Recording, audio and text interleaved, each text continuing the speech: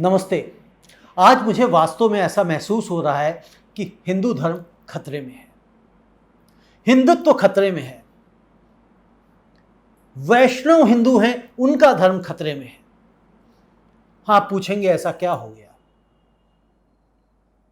और यह जो आज सुन रहा हूं मैं, उसको लेकर मैं आहत हूं और मेरे जैसे ना जाने कितने लोग और आहत होंगे। उनके विश्वास को ठेस पहुंची होगी। हम अक्सर पिछले कई महीनों से, वर्षों से बीच बीच में सुनते रहते हैं कि फला होटल में फला व्यक्ति खाने में थूक के खाना परोसता है। कहीं अभी आ गया कि फला व्यक्ति जूस में पेशाब करके जूस दे रहा था। तो हमारे आप जैसे लोग जो हैं, जो इन चीजों का विशेष ध्यान रखते हैं, वो ऐसी जगहों से खाना पीना बंद कर देते हैं। और तो हम कुछ कर नहीं सकते, यही कर सकते हैं, बंद कर देते हैं। अब आज ये सुनने में आया कि तिरुपति बालाजी मंदिर, जो विश्व का सबसे अमीर मंदिरों में से एक है, बल्कि अमीर मंदिरों में से एक क्या, सबसे अमीर, सबसे रिचेस्ट टेंपल है, वहां से मिलने वाले प्रसाद में गाय की चर्बी के अंश पाए गए हैं, सूअर की चर्बी के अंश पाए गए हैं, मछली के तेल के अंश पाए गए हैं। इसके अलावा और बहुत सारे वनस्पति तेल भी उसमें पाए गए हैं। ये एक जांच में पता चला है। अब जब ये जांच या ये बात निकल के सामने आ रही है, इन कानों तक पहुंच रही है, तो क्या आहत नहीं होंगे हम और आप? कोई भी व्यक्ति पूरी श्रद्धा के साथ में कहीं का भी आप प्रसाद दे दीजिए, वो खा लेते हैं। हमारे तो एक मित्र हैं, वो कहते हैं कि अगर प्रसाद जूते में भी गिर जाए तो भी वो उठा के खा लेते हैं, इतनी श्रद्धा है।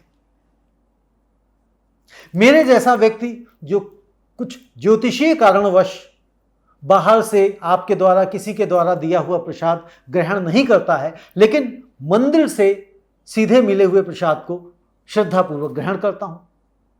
लेकिन आज जो ये खबर आ गई है, उसके बाद क्या होगा? अगर ये खबर राजनीतिक फायदे के लिए भी चलाई गई है और आने वाले दिनों में मंदिर के पुजारी, कोई बहुत बड़े धर्मात्मा, बहुत बड़े हिंदू गुरु, शंकराचार्य, कोई भी आके कहें कि नहीं वो सब झूठ था, तो भी क्या वो विश्वास पुनः पनप पाएगा? ये सवाल है मेरा कि ये क्यों हुआ, ये क्यों हो रहा है। मैं उस पे बाद में आता हूं कि ये घटना सच है, झूठ है, वो बात की बात है। लेकिन सबसे पहले मेरे विश्वास को चोट पहुंची है, मेरी श्रद्धा तार तार कर दी गई है। मुझे नहीं लगता कि मैं कभी भी आने वाले समय में इस तरह से प्रसाद भी ग्रहण कर पाऊंगा जो मंदिर द्वारा दिया जा रहा है। खुद ही हो सकता है कि मैं खुद ही प्रसाद कहीं से, जहां से मुझे पता है कि यहां मिठाई अच्छी मिलती है, प्रसाद अच्छा मिलेगा, वहां से ले जाके खुद चढ़ाऊं और खुद वो प्रसाद ग्रहण करूं। वो तो हो सकता है, लेकिन मंदिर से मिलने वाले प्रसाद पे मेरा या मेरे जैसे ना जाने कितने और लोगों का विश्वास रहेगा या नहीं, यह सोचने वाली बात है। अब हम ये समझते हैं कि घटना क्यों घटी। चंद्रबाबू नायडू ने एक रिपोर्ट जारी करी, उन्होंने सैंपल लिया, 9 जुलाई को भिजवाया गया एक लैब में गुजरात की, और वहां से 16 जुलाई को रिपोर्ट आ गई और रिपोर्ट में बताया गया कि इस घी में या उस प्रसाद में क्या क्या चीजें उपलब्ध हैं, मौजूद हैं। जो गाय की चर्बी है उसके अंश में मौजूद है, सूअर की चर्बी के अंश मौजूद हैं, मछली तेल का अंश मौजूद है, उसके अलावा बड़े सारे वनस्पति तेलों के भी अंश उसमें मौजूद हैं। वो 16 जुलाई को आई हुई रिपोर्ट को 2 महीने तक चंद्रबाबू नायडू जी दबा कर बैठे रहते हैं और फिर उसको आज उजागर करते हैं, कल उजागर करते हैं। 2 महीने वो रिपोर्ट क्यों रखकर बैठे रहे, उस पर वो क्या सोचते रहे। और यह जो उन्होंने आरोप निकल के आए हैं और ये जो आरोप लगाए गए हैं, क्योंकि उससे पहले जो मुख्यमंत्री थे रेड्डी साहब, वाईएसआर कांग्रेस के जगमोहन रेड्डी, कि यह टेंडर उन्होंने दिया था जिस कंपनी को, वह कंपनी मिलावटी घी सप्लाई करता है मंदिर को।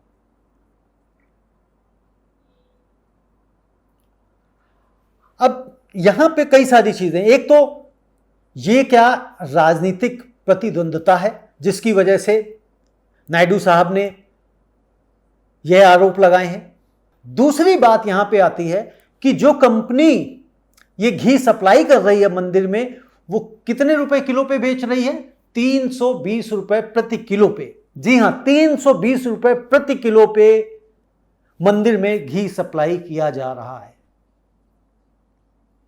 अब कोई ट्रस्ट होता, कोई सामाजिक संस्था होती, तो मैं मान भी लेता कि हां भाई, यह संस्था मंदिर को घी जो दे रही है वो कम पैसों में दे रही है, नुकसान खा करके दे रही है, और क्योंकि उसकी श्रद्धा है उसमें और उसका आस्था है उस मंदिर में, और वो चाहती है कि जो श्रद्धालुओं को प्रसाद मिले उसमें उनका भी कुछ अंश हो, ताकि उन्हें भी कोई पुण्य की प्राप्ति हो। लेकिन जो कंपनियां हैं, वो कंपनियां तो मुनाफे के लिए काम करती हैं।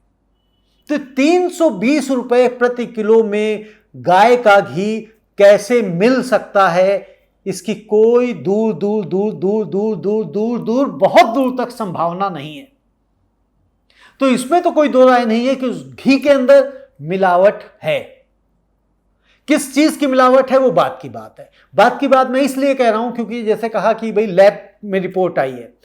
अब ये इसलिए कह रहा हूं कि जो हमारे भारतीय जनता पार्टी के राष्ट्रीय अध्यक्ष हैं, जिनका 30 जून तक का कार्यकाल था, लेकिन अभी भी हैं क्योंकि अभी चुनाव नहीं हुए या जिस तरह का भी है वो बात की बात है, तो उन्होंने कहा है कि नायडू साहब से रिक्वेस्ट करी कि आप मुझे उसके सैंपल्स भेजें, हम FSSAI से जांच कराएंगे।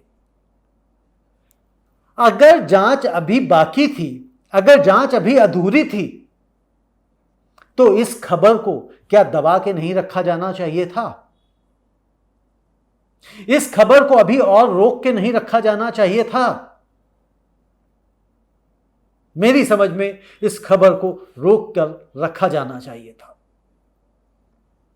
अगर जांच पूरी नहीं हुई है। और जो दोषी हैं उनके ऊपर कार्रवाई करी जानी चाहिए।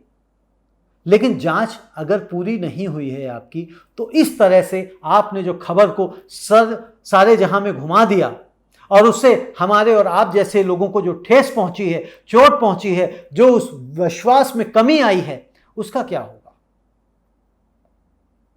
क्या आप बताइए, तिरुपति बालाजी मंदिर में जाके अगर आप वैष्णव हैं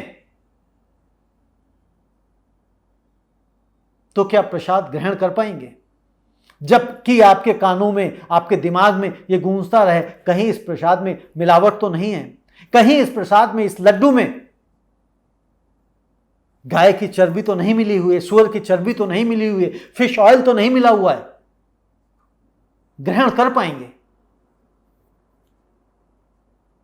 ये क्यों खिलवाड़ हो रहा है हमारे आपके साथ में? मुझे नहीं लगता है कि यह जो कृत्य है वो सही है। अगर वो दोषी हैं, और मुझे लगता है अगर 320 रुपए प्रति किलो में गाय का घी कह के वहां पे दिया जा रहा है, तो डेफिनेटली वो दोषी ही होंगे, क्योंकि शुद्ध घी 320 रुपए प्रति किलो में कहीं भी नहीं मिल सकता, किसी भी हालत में नहीं मिल सकता, सवाल ही नहीं उठता।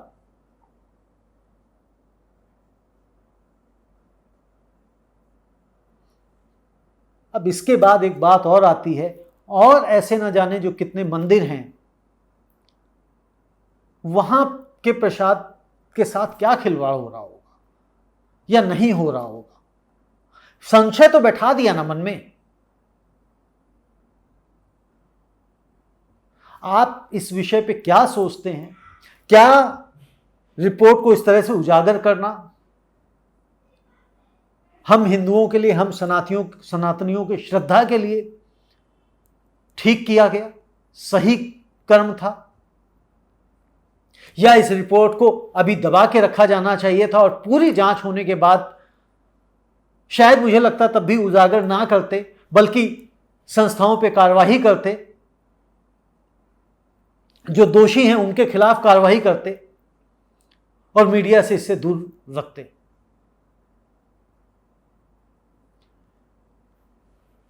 कई बार ये हो जाता है कि हमें सब कुछ पता रहना चाहिए, लेकिन हम ये जानते हैं कि हम तक सब चीजें, सब बातें नहीं पहुंचती हैं। उसी तरह से क्या ये एक बात भी नहीं दबाई जा सकती थी?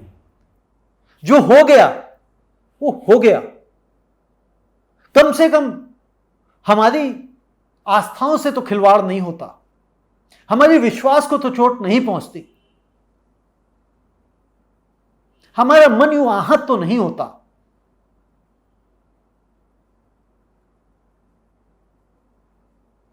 बस मैं यही कहना चाहता था, आप लोगों को बताना भी चाहता था, और बताना मेरा फर्ज कम था, पूछना मेरा फर्ज ज्यादा है कि आपकी राय में यह कृत्य सही है या गलत है, इस तरह से हमारी भावनाओं को ठेस पहुंचाना। धन्यवाद, नमस्ते।